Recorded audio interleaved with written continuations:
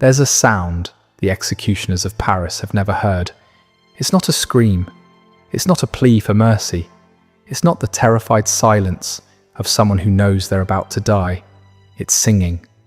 A religious hymn in Latin, sung by 16 female voices, walking toward the guillotine as if they were walking toward an altar. And every time the blade falls, the singing continues. With one less voice, but it continues. The crowd doesn't know how to react. For months they've been celebrating executions, shouting insults, demanding more blood. But today they're silent. What they're witnessing doesn't make sense. They are the Carmelites of Compiègne, 16 cloistered nuns who hadn't left their convent in decades. And today, the revolution will kill them for it. One of them is named Constance, 29 years old, the youngest. She spent 9 years without leaving the convent.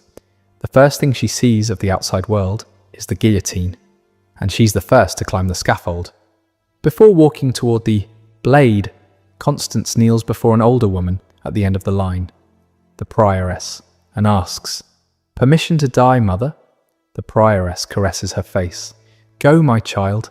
Constance kisses a small statue of the Virgin hidden in the prioress's hand, pushes the executioner aside, and walks toward the guillotine singing. She's the first. She won't be the last.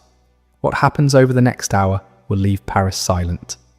A city addicted to executions, stunned into silence by 16 women who refuse to stop singing. This is not legend. It happened on July 17th, 1794, at the bloodiest peak of the French Revolution. And 10 days later, Maximilien Robespierre, the most powerful man in France, the one who signed their death warrant, climbed those same steps. The man who built the guillotine's empire died beneath its blade. But what no one tells you is what happened before that scaffold. How 16 women who had never seen violence were dragged from their homes, stripped of everything they believed in, and told to renounce their faith or die. They chose to die, but not before making a vow that would haunt the revolution for centuries. This is Crown and Dagger, and this is what really happened. If these stories matter to you, support with a like and subscribe.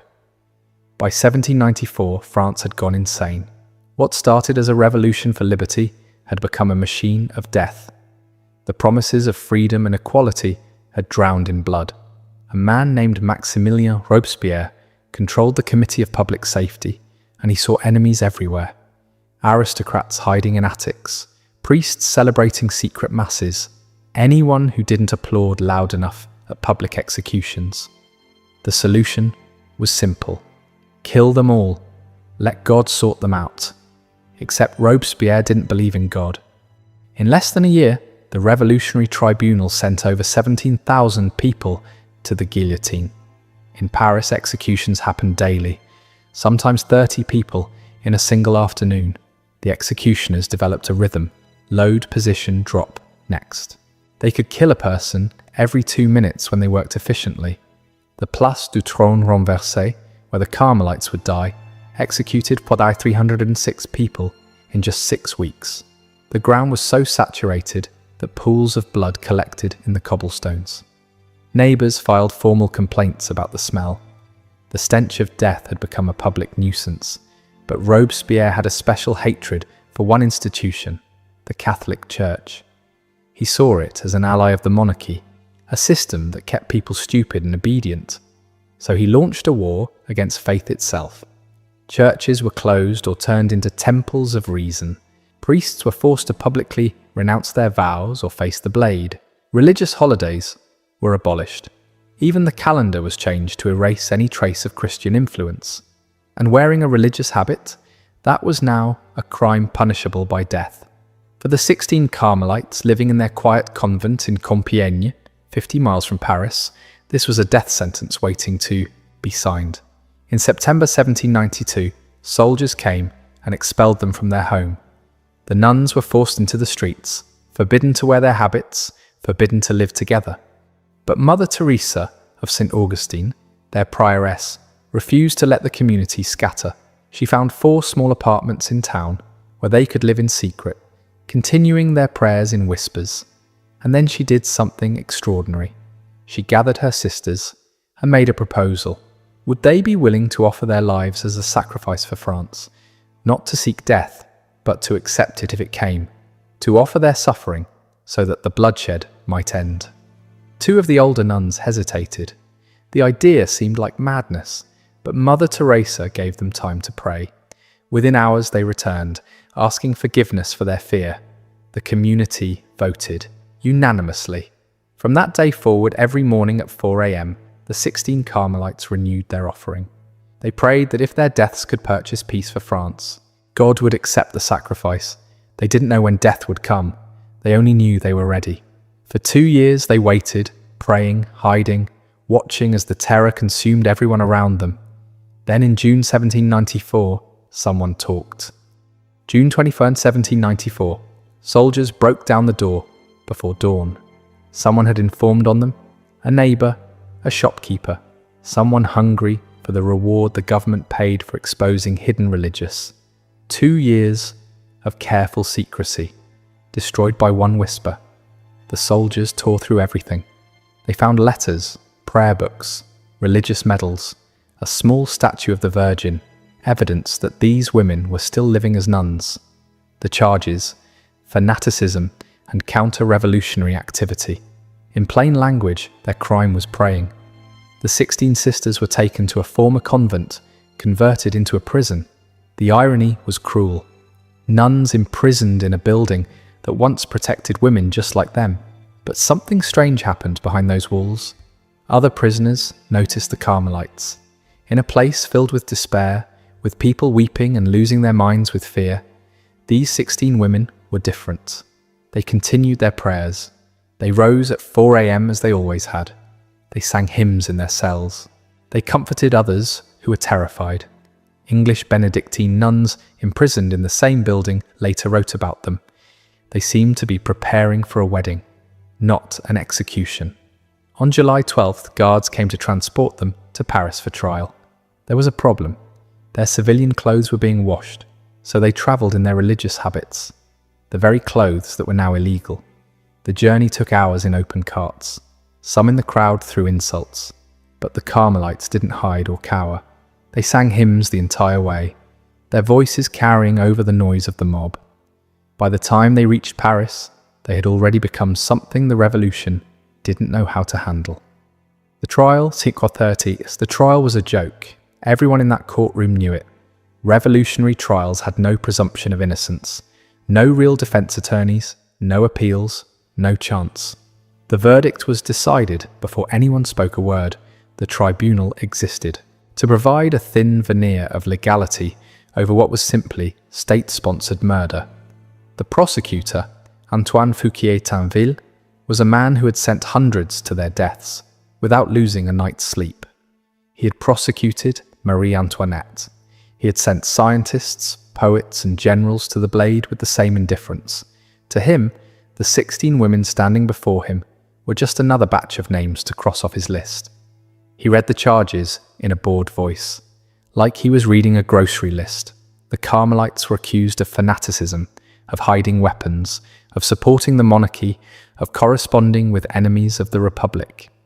The weapons charge would have been laughable if the stakes weren't so high. The only weapons found in their apartments were religious medals, pictures of saints and prayer books, rosaries, a small statue of the Virgin Mary, dangerous contraband in the eyes of the revolution. But one moment stood out, one exchange that witnesses remembered for years afterward.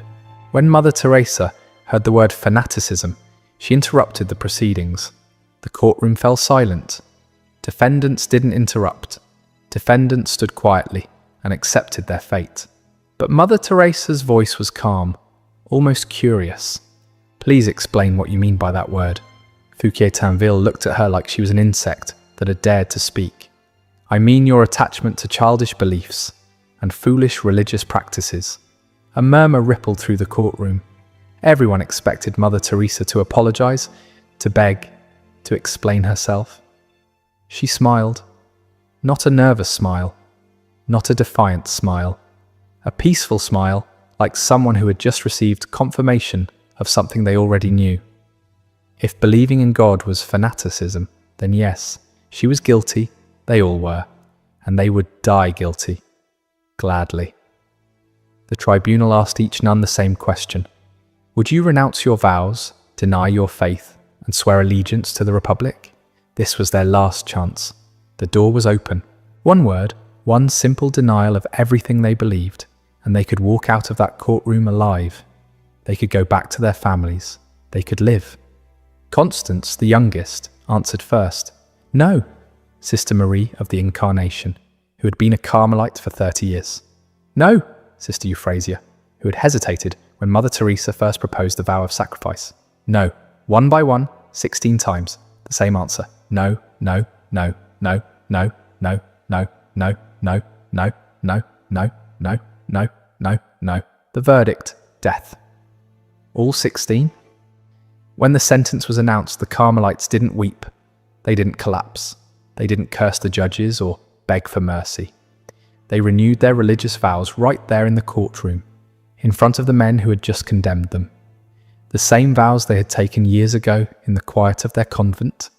The same vows the revolution had tried to erase. Then they began to sing the Te Deum, a hymn of thanksgiving. They were thanking God for the privilege of dying for their faith. The guards stood frozen. Fouquier Tinville's face twisted with confusion. This wasn't supposed to happen. Prisoners didn't sing after being sentenced to death. Prisoners didn't thank anyone for anything. But no one stopped them. Perhaps even the revolutionaries sensed they were witnessing something beyond their understanding. Something that made their paperwork and their tribunals and their guillotine seem very, very small. July 17th, 1794. Late afternoon. The summer heat pressed down on Paris, and the smell at the Place du Trône Renversé was unbearable. Weeks of daily executions had soaked the ground with blood. The 16 Carmelites were loaded into carts with 24 other condemned prisoners. From the first moment, they were different. While others wept or sat frozen in shock, the nuns sang. For 3 hours through the streets of Paris, their voices never stopped. The Miserere, the Salve Regina, the Te Deum, ancient hymns that Paris hadn't heard in years, echoing off buildings that had forgotten what faith sounded like. People stopped to stare. Shopkeepers came out of their stores. Women leaned from windows. Children pointed and asked why those ladies were singing. Paris had seen thousands of prisoners carted to their deaths. They had never seen anyone who looked peaceful, who looked almost joyful. When the carts finally reached the square, the executioner Charles-Henri Sanson was waiting. He had killed thousands. He had seen every reaction a human being could have facing death: fear, rage, despair, defiance, collapse. He had never seen what he was about to witness. The nuns asked permission to sing one final hymn before the executions began. Sanson agreed. Maybe he was curious. Maybe even he felt something shift in that blood-soaked square. The Carmelites sang the Veni Creator Spiritus. Come, Holy Spirit, 16 voices rising in the summer air. Then they renewed their vows, one final time. Mother Teresa announced the order. Youngest to oldest? The youngest would die first. The oldest, including herself, would die last. This was deliberate. The older nuns would watch the younger ones go first, giving them strength with their presence until the very end. Constance stepped forward. 29 years old. 9 years in the convent. The first thing she ever saw of the world outside those walls was this square, this scaffold, this blade. She walked to Mother Teresa and knelt before her one final time. Permission to die, Mother. Mother Teresa looked at the young woman she had guided for years, the girl who had entered the convent as a teenager, who had given up everything for a life of prayer, who was now asking permission to give up her life itself. Go, my daughter. Constance kissed the tiny terracotta statue of the Virgin that Mother Teresa held hidden in her palm. She stood, walked toward the scaffold. The executioner's assistants moved to help her up the steps. She waved them away. She didn't need help. Constance climbed alone, positioned herself, looked at her sisters one last time, and kept singing until the blade fell. The crowd was silent. No cheers, no insults, nothing. The singing continued with 15 voices. Sister St. Louis stepped forward. knelt. Permission to die, mother? Kissed the statue. Climbed alone. The blade fell. 14 voices. Sister Euphrasia. Permission to die, mother. 13 voices. One by one, the same ritual, the same question, the same blessing. The same solitary walk to the scaffold. Each nun pushing away the executioner's help. Each nun singing until the blade silenced her voice. The crowd remained frozen. These were people who had watched executions for entertainment, who had cheered and jeered and demanded faster deaths. Now they stood in complete silence, watching 16 women transform a killing ground into something they couldn't name. 12 voices, then 10, then 8. Each execution took less than a minute. But to the crowd watching, time had stopped. There was no jeering, no applause, no impatient shouts to hurry up. Just thousands of people standing motionless while 16 women turned their deaths into something that looked like worship. Sister Julie of Jarzas, a lay sister who had spent her life doing the convent's manual labour, climbed the scaffold with the same dignity as the choir nuns. She had never learned Latin, she had never studied theology, but she sang the hymns from memory, the same way she had sung them every day for decades. Sister Mary of Jesus Crucified was 78 years old, the eldest. She had been a Carmelite for over 50 years. She had survived wars, famines, and the collapse of the monarchy. Now she stood before the executioner who would end her life. She paused and looked at him, not with hatred, not with fear. "I forgive you with all my heart," she said quietly, "and I pray God forgives you too." Charles-Henri Sanson, the executioner, had heard thousands of final words, curses, prayers, screams, confessions. But this tiny old woman offering him forgiveness stopped him cold. She climbed the scaffold without help, still singing with what remained of her sisters.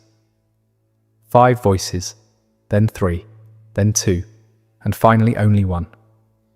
Mother Teresa of St. Augustine stood alone in the square. She had watched 15 of her daughters die. She had blessed each one.